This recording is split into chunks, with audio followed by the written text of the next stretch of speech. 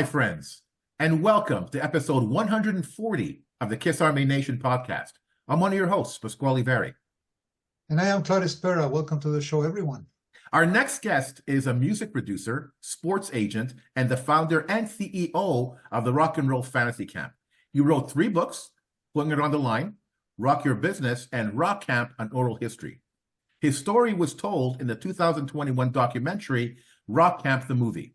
We are going to continue telling his story right here on the Kiss Army Nation podcast. Kiss Army, please welcome David Fishof. Welcome to the show, my friend. Thank you, gentlemen. Thanks for having me. I've always wanted to get into the Kiss family, you know. There you go. You are there. And to understand the amazing, you know, the followers of Kiss, it is unbelievable. I can't tell you. I remember sitting in meetings 10 years ago, 15 years ago. I'm sitting with people, and then all of a sudden they'll pull over, open their jacket, and they'll see the Kiss guys. And it's like a private membership, you know. Yeah. And then my other, you know, I went to one of these Kiss conventions. It was very slow, and a guy he looks like Paul Stanley, and he comes over to me, and I take a picture with him, and then I take his card. I said, "What do you do?" He said, "I'm a trainer." Meanwhile, the guy's been training me for the last 4 years. Oh, my God. And then on top of it, he's become the rock star trainer. And he's training Michael Berger, Gene Simmons' bass. The technician. Yeah. And he's training people on the tour. And I introduced him to Paul. I've introduced him to Gene at my camps. And you guys have your own religion. It is. Christianity. Absolutely. Yeah, it is quite unique. Unbelievable. I'm honored to be on this. This is great. Oh, fantastic to have you on. And, you know, doing this podcast, we've interviewed over 100 people. And, you know, everybody we've interviewed now become our friends, part of the family. You know, we see each other, hey, how's it going? You know, so, you know, welcome to the family. Yeah, and the Kiss cruises. I mean, yes. There you go. If I had time to go on them, I love those people. 6-man. Yeah. And I love the manager. By the way, Doc McGee is one of my heroes. Known him since I started this business. He's done a great job, you know, managing that band, keeping it alive. And I follow them. I read all Paul's books. I'm a big fan of Paul Stanley, a big fan of Gene Simmons. Okay. And I totally get, you know, they're 2 guys who, if I had to follow anyone in rock and roll, I'd want to follow them. And I know everyone. I know them all. They are authentic. They love their fans. They are straight. They have proven you can be successful without going to do drugs. That their message is great. God, I mean, I feel like it's my podcast, but the other it's yours.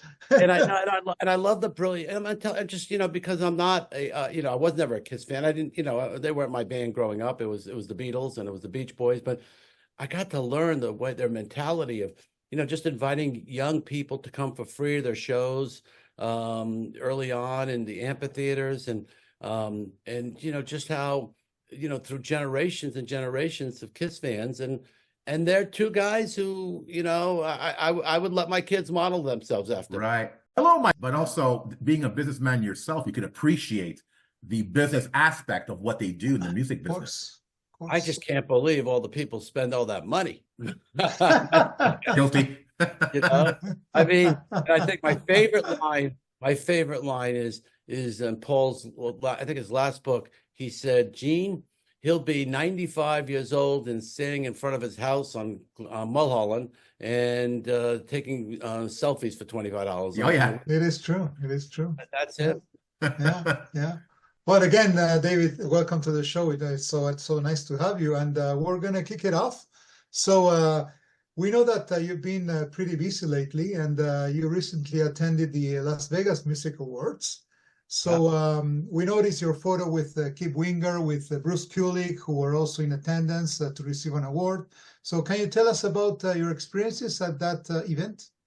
Well, I went because of Bruce and Kip and a couple of the other rockers that I'm really friendly with. And I just said to myself, you know, I'm going there to support them. You know, Bruce Kulick has supported Rock and Roll Fantasy Camp for so many years. He was a great mentor. And I'm happy that now that he's off the road with Grand Funk, he's coming back to camp and he's going to be doing my new camp in April, Chad Smith. And so I'm really looking forward to having Bruce. Bruce is a really very special guy, another special man, and he's really done a great job in keeping his legacy with Kiss and enjoying the Kiss legacy, and it's well deserved. Yeah, absolutely. And just to add up to how busy you are, so you also attended NAMM, where we saw beautiful pictures of you with David Gibson and Corey Feldman. So how did that come about? Well, Debbie, it's a great story with Debbie. With 20 years ago, I went to Debbie and come off the road with Ringo and the Monkees, and they were doing VH1 Classic was doing a TV show, a Thanksgiving dinner. Was going to that was me and a bunch of rockers sitting around the table talking about Thanksgiving, and Debbie was there, and I told Debbie I'm thinking of getting engaged, and she said, David, I'll come to your house and sing the song, my favorite, Lost in Your Eyes. That's a great song to get engaged. And I said, that's her favorite song. So Debbie, I called her a week later and said, I'm ready. And it probably propelled me to get engaged. As I'm thinking now. And my wife walked in, my fiance at the time walked in, and she wasn't even my fiance. And Debbie was there in the house on the piano, and she's surprised. Oh my God. Wow. And she's really been a friend for these years. And so Corey Feldman came to rock camp, and so many people have come to camp, and so it was great to see him. And then the young lady in Corey's band now is a graduate of Rock and Roll Fantasy Camp. So it's great to see Alexandra, that she's now in his band, and they're touring with Limp Bizkit this summer. Look at that. Wow. Nice. Now, David, just before you came on the show, I noticed a picture of you, the proud daddy, holding your daughter's new book, and you bought like 1 million copies of them. Yeah, well, I want to keep it #1 on the Amazon. Yeah. Boost it up. So that's the way you do it. And my daughter, Alana Molstein, is a nutritionist, and she is I give her a lot of credit. I've lost a lot of weight with her. I've kept 50 pounds off for over 10, 12 years. She has a lifestyle. Her motto is veggies, water first, veggies most. And she's been around rock stars her whole life. She's been heavy, and on her own, she lost over 100 pounds. And wow. She loves teaching people how to lose weight and how to eat a lot. She's a volume eater, as she calls it, but she loves to teach people they can eat. And so proud dad, promoting her book on Amazon. It's #1. And, beautiful. So why not? She's my fantastic. daughter. Well, I'm also very proud to have gotten this book in the mail a couple of days ago, Rock Your Business. Yeah. Looking forward to reading it. And I quote Gene Simmons a lot. I quote Paul Stanley a lot. I'm huge fans of those guys. I have to say, as a businessman, I think Gene and I have had a mutual respect. And we've known each other a lot of years. And I love that he's proud, and he's a proud Israeli, a proud Jew, and he's come out. He's not afraid to speak his mind. Mm-hmm.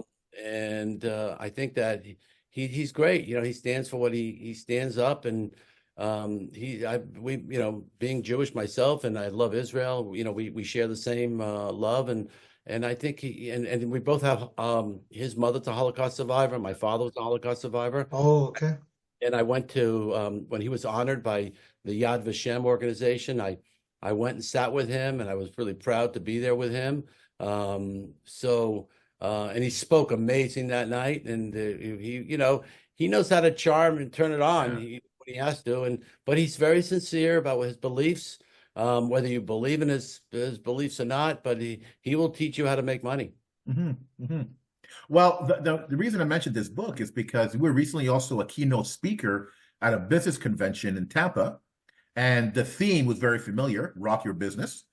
So can you give us a summary of your talk to help us get more of an insight into this book? So this was a camper of mine, and he happens to be a deadhead, and he comes to my camps.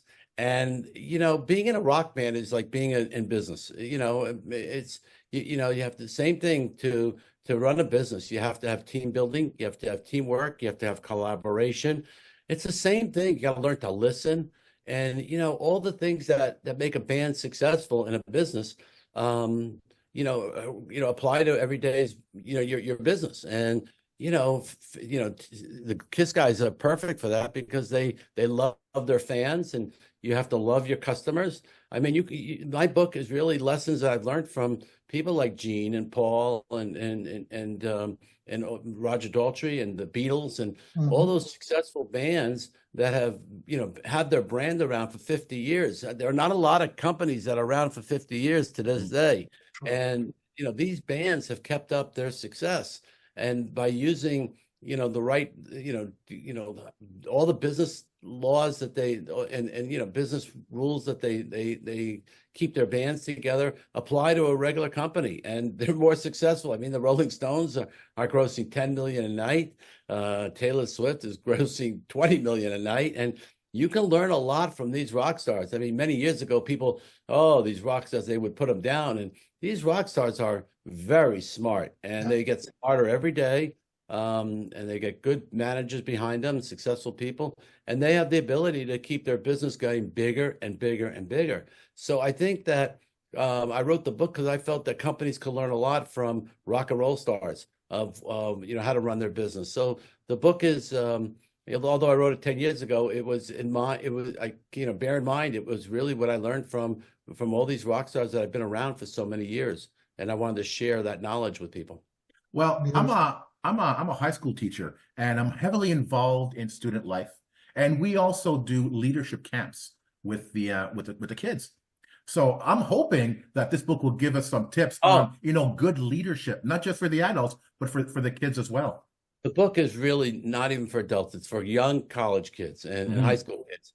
They will get a great education by reading that book. I mean, it's not hard to read. It's not one of my campers who comes to camp, Scott Keller, he's the head of McKinsey. He's one of the vice presidents of McKinsey. He writes these books. I can't even get past the third page. They're so deep and too heavy. That's right. Too heavy. But my book is really simple. And I think for young students, and I think they will love it and learn some great lessons on how to succeed in today's world. Nice. Thank you. Did you apply some of your recipes there on your book, David? So the stuff that you went through when you started off? Yeah, I did a lot of that. I added a lot of that. And I have to say, when I did my tours for many years, they were successful. And, I've had some things that weren't successful. We can't always hit a home run. But, the Monkees, I produced them in 1986 and followed by Dirty Dancing as a live tour. And then I created Ringo as the All-Star Band. And it, just came to a while that I was living on the road and I just didn't want to, have my life on the road anymore. So that's when I decided to, put my energy in doing the camps. And I have to say that I ran into a lot of problems in the beginning doing the camps because I couldn't understand how come I was successful in one business and then I tried something else and it wasn't successful. And there was a great book that I read by a guy named Goldsmith, and he writes, what happened here doesn't guarantee it'll happen there, something like that. And, just because you're successful in one business doesn't necessarily mean you'll be successful in another business. And I had to go through a lot of trials and tribulations to do Rock and Roll Fantasy Camp, but I've got the formula. It's doing very well now, and I think camp's been a lot of fun for people, changes a lot of lives for people, and you'll see in Rock Camp the movie, I do feature. The director, he was such a Kiss fan. I didn't even know that going in. I couldn't understand why he's adding so much Kiss and so many. Well, he's from Detroit, and Doug, he's an Oscar winner, and he just wanted to get as much Kiss in there. I wanted to make it even, and he just kept every cut. Oh, he had a Kiss showing up to a Walmart convention, and he showed up. He was just brilliant. and he said, "I got to feature Paul Stanley." I said, "Okay." I got to feature Gene Simmons. I said, "Okay," but there's other rockers in there because my camp is about everybody. But they really turn out to be the stars of the film, and it's great. It's on Amazon Prime. It's free. And I think fans will really, really enjoy it. Love it. We're going to check it out. David, obviously, this being a Kiss podcast, we can't avoid, mentioning your interactions with some of the members of the band. So you mentioned before, your admiration with Paul Stanley and Gene Simmons, but also Bruce Kulick. So can you tell our listeners how those interactions were with them? So, for example, with Paul, so what did you get into with Paul? So let me start off. My first interaction was with Ace Frehley. Oh, okay. And Ace did this is known. I booked him to do one of my camps early on. And that day he fell and never made it to camp.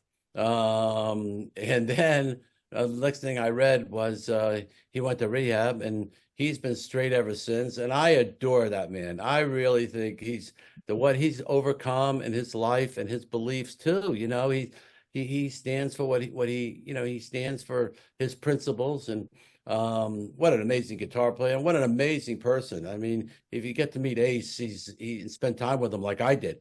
And I spent a lot of time with him. He's done many of my camps. He's great to the people. He's really into the music. Unfortunately, he's taken some ribbing for the other guys, but nothing's going to stop Ace. He's going ahead and continuing his success. I had the drummer, Peter Chris. He was very nice. Him and his wife, they came to a camp I did in New York. I didn't really I got to spend time with Peter. What a gentleman he is. And, again, I think he had some medical issues at the time, but he's doing great. And he's also another guy that, the one thing those four guys had together, they all have their own opinions and they stand for what they believe. And, you got to give them credit. They created such an incredible product with Kiss. And those four really get the chance, they really deserve it, their success. And then, when they left the band, and then Gene Paul took over, I remember calling Doc McGee and saying, Doc, I'd love to, see if I can get the guys to come do my camp. And Doc said, come over to SIR one day. They're rehearsing and I'll introduce you to them and talk to them yourself. We've been friends for many years, and he just felt that, it's not a huge deal to do Rock and Roll Fantasy Camp. I have 70, 80 people versus what you guys do in tours, 15,000 people a night. And he just, liked what I do. And so I got to spend time with Paul and pitched him on camp, and he did it, and he's come back a few times, and he said in the film, he says he would do rock camp for free. That's how much he enjoys it. Look at that. And then Gene also, I had Gene.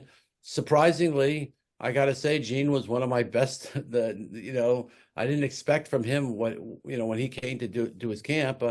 My favorite thing is Gene came to camp, and the first thing, he walks into a room to meet a band, and they always want to jam a Kiss song, and he turned to the band and he said, "Oh, Gene, we want to do Deuce." And he said, "No, I'm not here to do Deuce with you. I'll do it with you if you want, but I really want to teach you guys how to write a song." And from the bottom of his heart, he really worked with each band on how to write a song and how he wrote his songs. And then, what was so cool is that after camp, he went and after camp, he went and was in touch with these bands and said, "Let me hear the song you finally did." So again, you don't see that care from many rock stars. They do their appearance, and Roger Daltrey's that way, loves his fans, and but and he interacts with them. But I think the interaction that the guys have with the fans and is one in a million, and they so it was quite interesting to see the way they interact different than other people. Well, it makes it even richer, right? So the experience, it's even better. We're having those rock stars, getting to really humble and getting really close to the fans. That makes it even more special.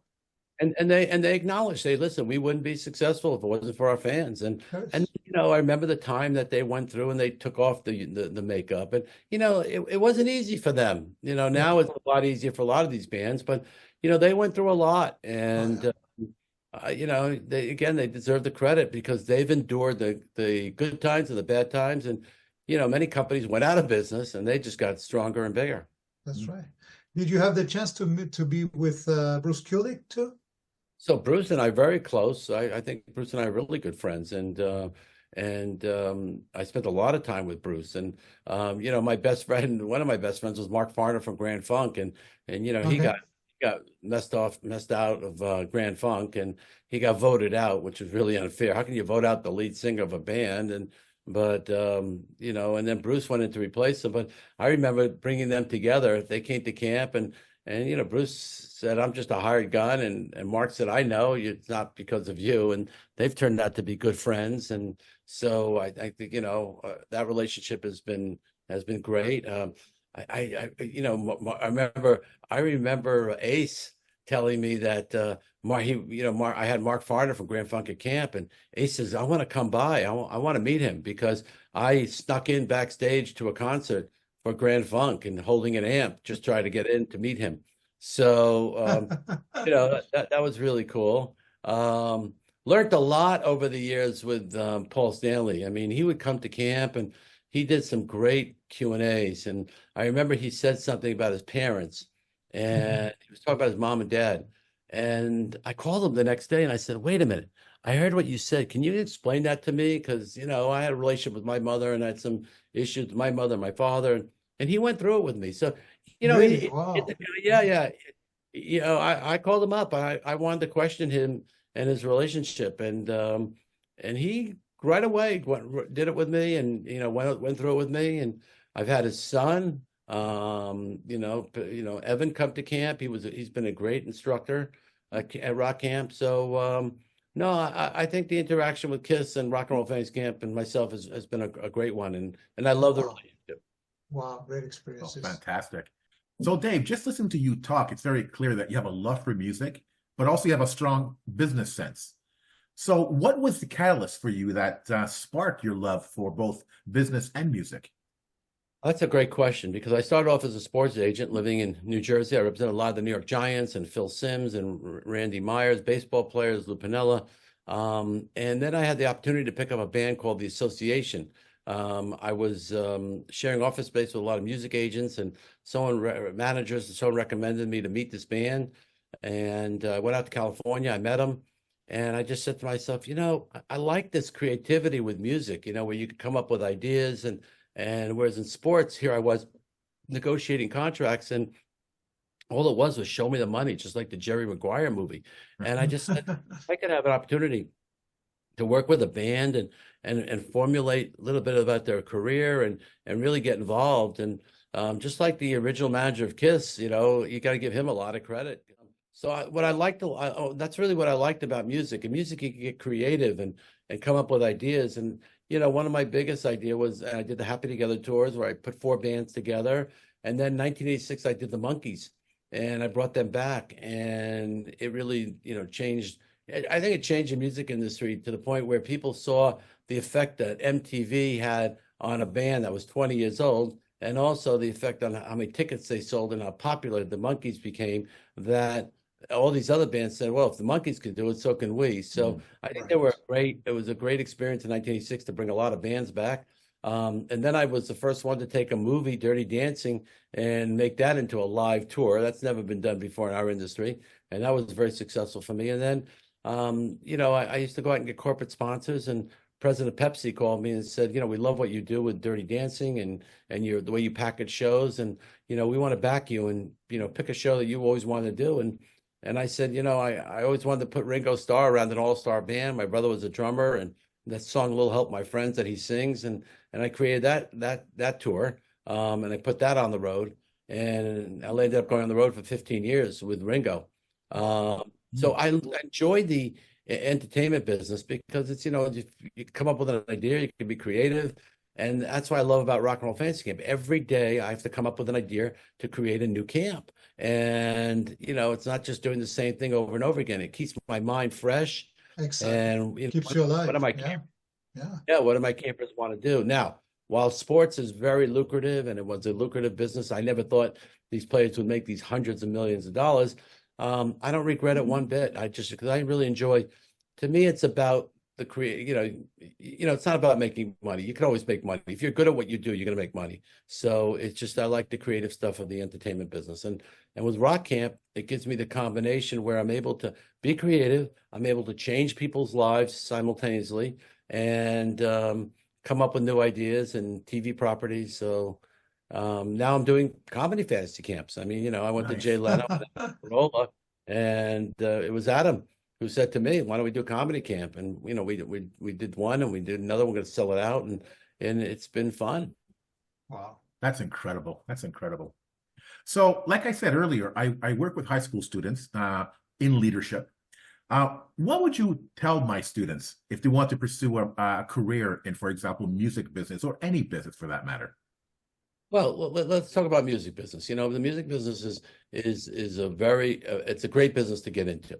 It's a great business to get into because you're doing something you're passionate about every day, and that's one of the things that I'm a big believer, passion. You know, during COVID, I did 160 master classes with so many rock stars and bands. You know, because you know the business was closed, and I decided to go on Zoom and sell tickets so you could talk to Alice Cooper and Roger Daltrey and Styx and Scorpions. And many of these artists gave the money to their crew. Many of them gave it to charity. You know, I would listen to these interviews for an hour, and an hour always turned into 2 hours and 3 hours because these rock stars had nowhere to go. And they were answering questions. And the common denominator that they all had was passion, and it's about the song. Passion and about the song. And that's the key to the music business. It's the song and passion. And I think that I would tell everyone that if you know you're young, you want to go into a business that you're passionate about. Now, if it's real estate, go into real estate. If you want to be a teacher and change people's lives, be a teacher. But whatever you do, you have to be passionate or don't do it because then your life will be boring. So passion is the number one I could tell people. The music business, you know, there's so many great places now. There's Berkeley School of Music. There's so many colleges, Belmont, that they offer the business of the music business. There's also so many great books. Don Passman wrote a book, Everything I Want You Want to Know About the Music Business, but was afraid to ask. Ari Hertenstadt has written a great book about new modern, how you know how to do marketing. He's also a great person. And you know, Gene Simmons said a great line in an interview. He said, "I wish there was a Rock and Roll Fans Camp 50 years ago because I would have learned a lot, and, Right. you know, I would have made so many mistakes." But I think knowledge is really important, and I think that if you can work at a record label and you can start small, you know, everyone who really started in the business I started booking acts in the Catskills, you know, but I kept going and kept driving. And if you have a zest, music business is a great way to get into. And there's a lot of opportunities, whether it's working at the local arenas to learn the business and you know, start at any position, record companies, radio stations, television stations, just find something that you're passionate about. Beautiful, great take. David, you mentioned before, you know, the camp, you know, Rock and Roll Fantasy Camps. Okay, how did you get it started? So camp has always been a dream for me because I did camps years ago in New Jersey with Lou Pinelli, the baseball camps. I was on the Ringo tour, and after the fourth show, they played a joke on me, which is on YouTube, and it's in the movie Rock Camp. Levon Helm and Joe Walsh played a joke on me, and you'll see it there. They almost scared me, but they did scare me, and I realized that they did a fake fight, and that's all I'll tell you. Watch the movie; it's great. Right, right. Okay. You guys can put it in your podcast. But that joke, you know, really, I saw how much fun that these rock stars had on the road with Ringo. You know, we were touring. It was only the band, no managers, no agents, no wives, no groupies, nobody, and Ringo. And I just said, wow, if I could give this to the fan, an opportunity to hang out with these rock stars and just see how amazing they are and writing songs and hanging out together and to see the you know, this would be a great dream to give people. And so that's why I got the idea to do Rock and Roll Fantasy Camp 26 years ago. Wow. And it's been great. You know, it's only been great because it's only worked because the rock stars who come keep coming back. So whether it's Roger Daltrey or Paul Stanley, they've come back to do camps. And because they've come back to do camps, you know, I'm able to keep doing these camps. And you know, you were mentioning before that you know, it keeps your brain, you know, fresh and you know, thinking of new ideas all the time. So and you gave it a new spin now to the camp by adding a songwriting component, right, to the camp. Yes, So can you tell us about that? Yeah, you know, when we were doing those classes over Zoom during COVID, I did one with Desmond Child, and another amazing songwriter, and he was just brilliant. We did 3 nights together and on Zoom, and he would take your song and transform it, and really break it down and teach people. So, you know, I went to Desmond and I said, "Hey, let's do this live," and we did it, and it was brilliant. He's quite a talent, and you know, one of the things that I emphasized at that camp, because and again, I want to emphasize it here too, because I think you asked me the question previously, is, you know, how can I write songs? How can I get my songs to stars? How do I get my songs to bands? And I wanted Desmond to talk about that. And, you know, he was honest. He said, you know, my first band, I went to, brought a box of cookies. I went to the venue and in the afternoon on Saturday at 12 o'clock when the bus was just pulling in, the band was going out for sound check. And I went over to the artist and I said, hey, here's a song I wrote specifically for you. Here's a box of cookies my mom made. Would you listen to my song? And, you know, there's a saying that Shep Gordon, the great manager of Alice Cooper, he writes in his book and he talks a lot about this, and it's called Above the Noise. And, you know, if you want to get successful in our business, one of the ways is to be above the noise. How can you get your, you know, find somebody and make it different, you know, whether it's your song presentation or whatever you want to do. You know, I had a guy the other day, I saw him, and I was in Israel, and he said, my son's working for the NBA, and he heard my speech about above the noise and quoting Shep, and he said he took a picture of that he took with Adam Silver, the commissioner of basketball, sent them blew up the picture, sent it Federal Express with a letter saying, I really want to work in the NBA. It'd be my dream, and I hope you remember me. And he came back from Israel 2 weeks later, and there was a letter waiting for him from Adam Silver saying, call this number and they'll have a job for you. Wow. So I think that's really important, above the noise. You know, I wrote a FedEx to Ringo Starr to meet him. Whatever it takes for you to meet these people that you want to get to, and you want to sell them your songs or your ideas. You know, everyone's on social media. You can find anyone. Yeah, exactly. So Dave, you also you also made a new camp announcement on the 29th. Yeah, The next fantasy camp is taking place April 18th to the 21st. So what can fans expect from this new fantasy camp? Well, this is a great one because it's new. It's you know, the Red Hot Chili Peppers, and to get Chad Smith was a big get for me. Get Noodles from The Offspring and Nick Haxton from 311. This is really great. This is you know, music that a younger generation, and you know, we always want to appeal to younger people, and you know, it's great music to play. So I'm really excited about this camp. Nice, nice. Now I have to ask, you know, me, for example, I've got no musical talents. I can't sing, I can't write, I can't play an instrument. Is a fantasy camp a camp for a person like me in any way? No. You could try comedy fantasy. Oh my God. No, I don't want you. I want young musicians or older musicians, people who are in high school bands and college bands who want to relive the experience, who always wanted to be a musician full time. They had a choice in their life when they were 20, 21, either go for it like Gene and Paul did, or get a real job. And they went for the real job. And today, deep in their hearts, they really want to be a musician. You know, Joe Perry said it best at Rock Camp. Joe says to a guy during Q&A, he says, "We know, what do you do for a living?" The guy says, "You know, I'm a lawyer, and on weekends I play guitar in my band." And Joe says to him, "You're full of shit." He says, You're a musician first, you're a guitarist first. You do the legal BS to buy guitars." And the guy said, "Yeah, that's me."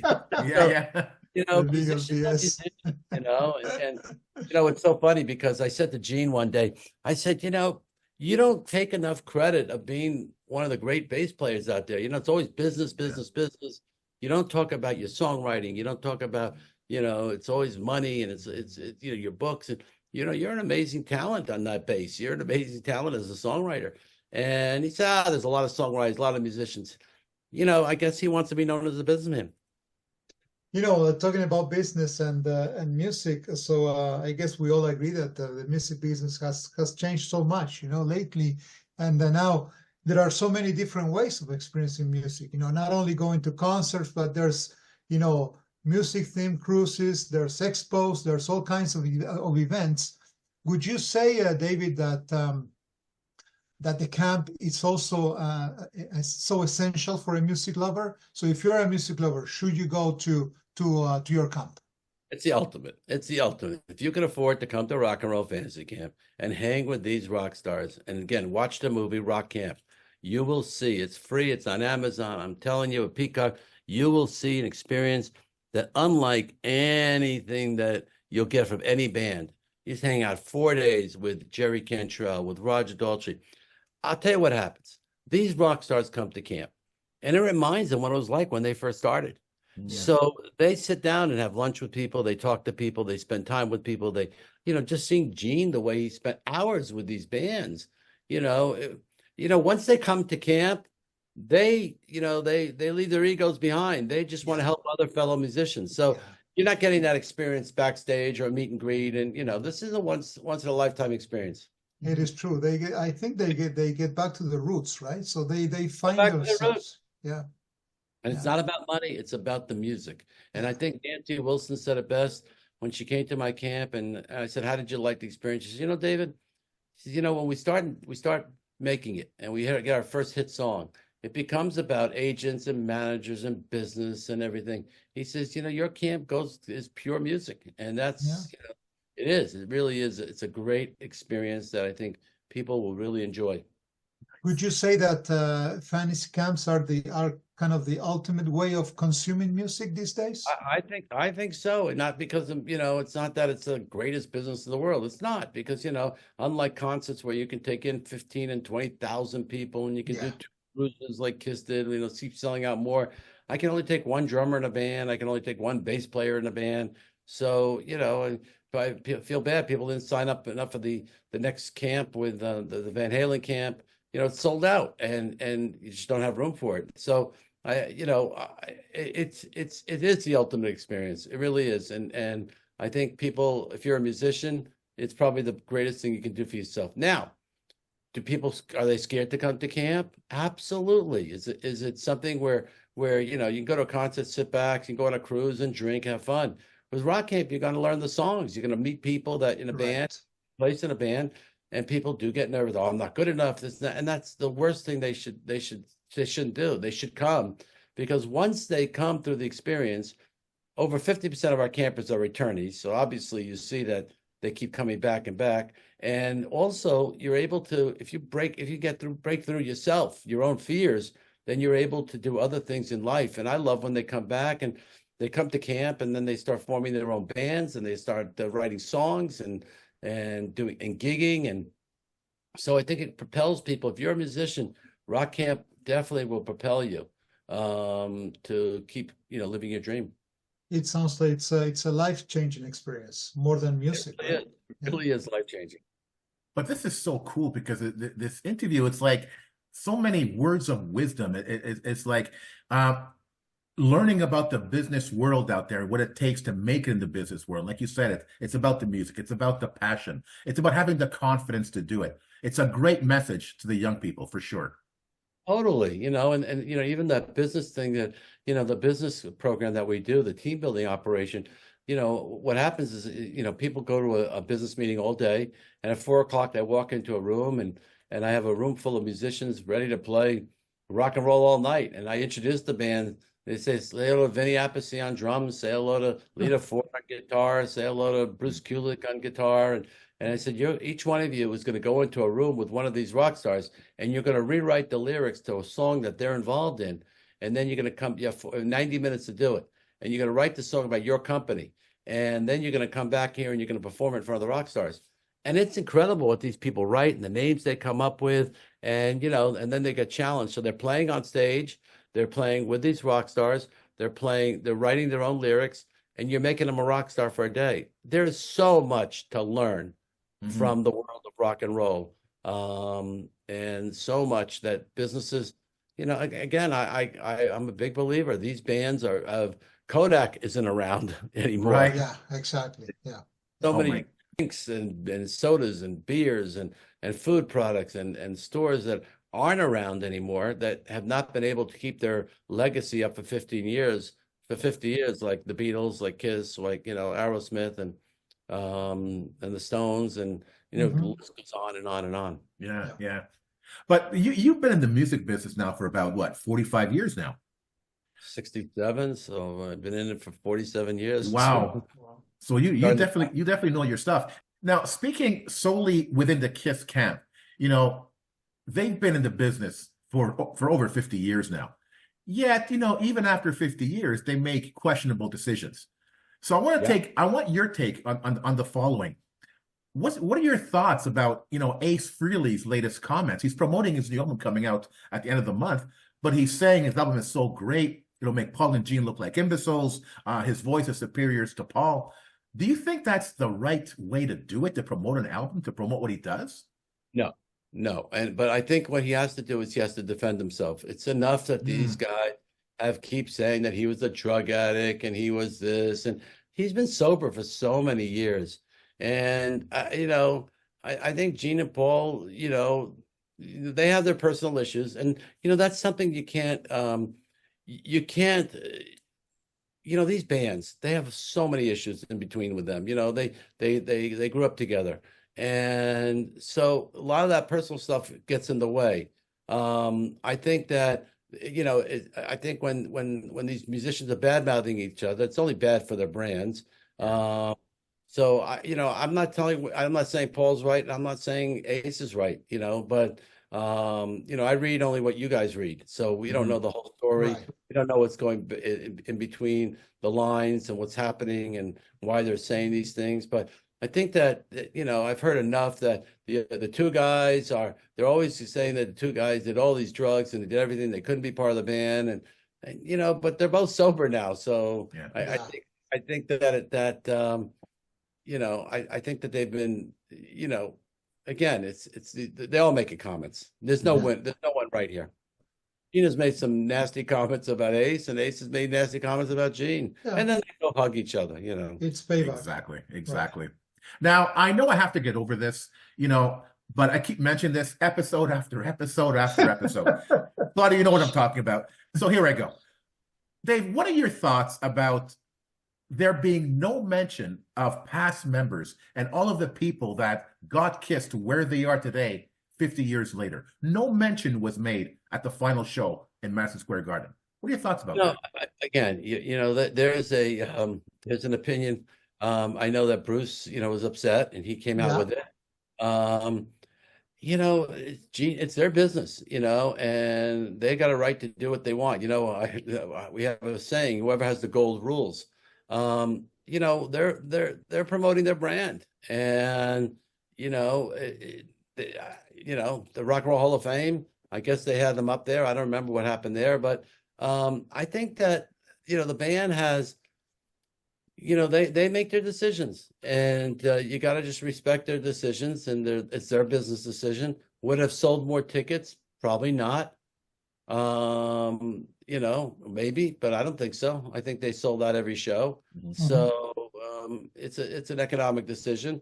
I also think that there was an artistic, you know, there's something artistically involved, and so I'm not sure that I agree or disagree with that statement. You know, again, it's their business. They have control of it. They've gotten control of the business. So, you know, I see Bruce disappointed, but you know, he talks to Gene all the time. It's true. And you know, I'm going to piggyback on the last question from past, talking about the final show. And I just wanted to know, from the business point of view, what are your thoughts about, you know, kind of trying to promote the Avatar thing at the end of the show? Listen, I don't think they're over. You know what? I don't think they're over. I'll tell you why. I think that I remember Roger Daltrey saying a great line to me one day. I'm jealous of what's her name, Joan Rivers. I said, why? She went and did a show and then she died the next day. These people need the stage. Yeah, they need it. You and I need to drink water. Yeah. And as much as I remember Paul telling me, I don't know, 15 years ago, they're never going on tour again. You know, and I believed at the time that he meant it. I really do believe he meant it. I believe that Motley Crue meant it at the time when they signed the contract. They're never going to go on tour again. But then all of a sudden, you get these companies like Live Nation and AEG come to you, and they offer you millions and millions of dollars, and they ask you to change your mind. And, listen, Ringo Starr's still working, 83. Paul McCartney's 82. They need the stage, and that's their drug. So, and that's their medicine. So is Kiss over? No, I don't believe it one bit. I don't believe it one bit. And do I believe they believed when they announced it? Yes, I do. I believe Paul Stanley telling me Labor Day weekend, we're never going to go on tour again. I'm not going on the road because I can't go away for a long time, away from my family, my young kids. Then these kids grow up and you're in the house and they look at each other and say, you know what? I'm going to go on the road. And while the money brings them to do it, in the end, they're musicians. That's what they do. Ringo's a drummer. When he's on the road, he's a Beatle. When he's home, he's a schmuck. His wife's telling him to throw out the trash. So, so why shouldn't they go out? If there's an audience there to entertain people, go to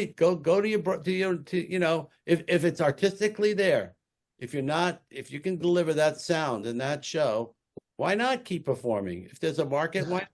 I think the Stones going out is great. Yeah. But in the case of Kiss, so what they decided to do at the last show, so I thought that I think that you might have heard about it. So I agree with you. So actually what you're doing with the camp, it's actually believing in music, having the musician in front of you. It's all about communication. A life experience. But Kiss decided to promote the avatars, which is kind of a hologram or something that it's going to be like a live show, but without the musicians there. So do you think that that's going to work? Do you think that that's the way that they're going to keep the legacy going? I don't think so. Okay. You know what? Listen, could it be a Broadway show? Absolutely. Could it be avatars? Absolutely. The brilliance of that band is that they're two different people. I noticed that when they're in costume, they have X amount of fans. When they're not in costume, they got X minus, and I learned that from doing business with them. Their brand of them in costume is a lot different than their brand as when they're not in costume. Without, So I think that I think again with those guys and that band, as long as they find it mutually that they can do it and have fun and and again, do I believe this was the final tour? They announced it when they announced it, yes. But then they wake up one day and say, you know what? How about we go out again? And say, okay, what are you going to offer an apology? You're not going to offer an apology. If people are buying tickets, why not? Maybe the touring is very hard. There's no question, especially that band to get ready and to put on those uniforms and everything they put on. But if they could find a place in Vegas to sit and and they can get a place in Vegas and sit, and why not? Again, the Joe Perry line. They're a musician. They want to play music. I would love to see an unplugged, a non-makeup, no costume, just sit there and just play. It's like you said about the music. Play the music. That's it. They do it on the cruise, don't they? Yeah, exactly. That's exactly. Take that on the road. I see no reason why they wouldn't. So, I think they want a break now. I think Paul has his projects that he wants to do. I think Gene has his projects. I think they need a break. And but there's still another generation coming up in 5 years from now who's going to want to see Kiss. Mm-hmm. Yeah. So, David, one more question before we close the curtain on this episode. Talking about the Rock and Roll Fantasy Camp, it sounds almost like a Comic-Con, right? So it gives the fans an opportunity to live in a fantasy world of music with their heroes, their idols for a few days. So tell us a little bit about the feedback you got from the people who've attended the fantasy camps. Well, I'm going to tell all your fans to go to the movie rockcamp.com and that's our website and go and watch the movie because you will see the response. 50% of the campers return. When I announced the camp, they want to come back because they get taken to such a high of playing the Whiskey a Go-Go with the Star, of jamming with these people for 4 days, and then they go back to their regular jobs, and it gets a little boring. And one guy came back to me after 3 years, and I said to him, "What brought you back?" He says, "David, I gotta be honest with you. I've been going to therapy every week, and all I do is talk about Rock and Roll Fantasy Camp. All I do is talk about Rock and Roll Fantasy Camp." And then after 3 years, the therapist took all my money, and then he said to me, "Just go back to the camp." That's right. As simple as that. It's simple. That's why he's back. And when you see Paul Stanley saying, "I would do this for free," it really, and he doesn't do anything for free. So I had to put that quote in the film. Nice. And where can people learn more about you, your books, the camps? Yeah, and thank you so much. Rockcamp.com has all the updates of all the updoing camps, the comedy camp, and the books are on Amazon.